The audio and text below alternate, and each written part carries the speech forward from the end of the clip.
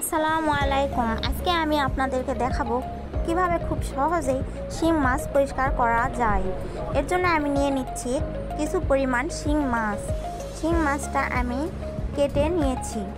এরপরে আমি শিং মাছে দিয়ে দিচ্ছি পেঁপের খোসা। আপনারা চাইলে পেঁপের পাতাও দিতে পারেন যদি হাতের কাছে পান তাহলে। এরপরে আমি পেঁপের খোসা দিয়ে মাছগুলো ভালোভাবে মেখে নিব। এভাবে মাখামাখি করব কিছুক্ষণ। এভাবে মাখামাখি করলে দেখা যাবে শিং মাছের কালো অংশটা পেঁপের খোসায় লেগে আসছে আর শিং মাছ কি সুন্দর পরিষ্কার হয়ে যাচ্ছে। এভাবে আপনারা খুব সহজেই অনেকগুলো মাছ একসঙ্গে পরিষ্কার করতে পারবেন। দেখুন কিভাবে মাছটা পরিষ্কার হয়ে আসছে, সাদা হয়ে গেছে মাছটা। আরও কিছুক্ষণ পরিষ্কার করার পর আপনারা দেখতে পাবেন মাছটা আরও কি সুন্দর সাদা হয়ে আসছে।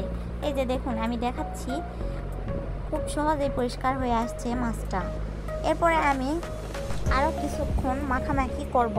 মাখামাখি করার ফলে মাছটা আরও পরিষ্কার হয়ে যাবে।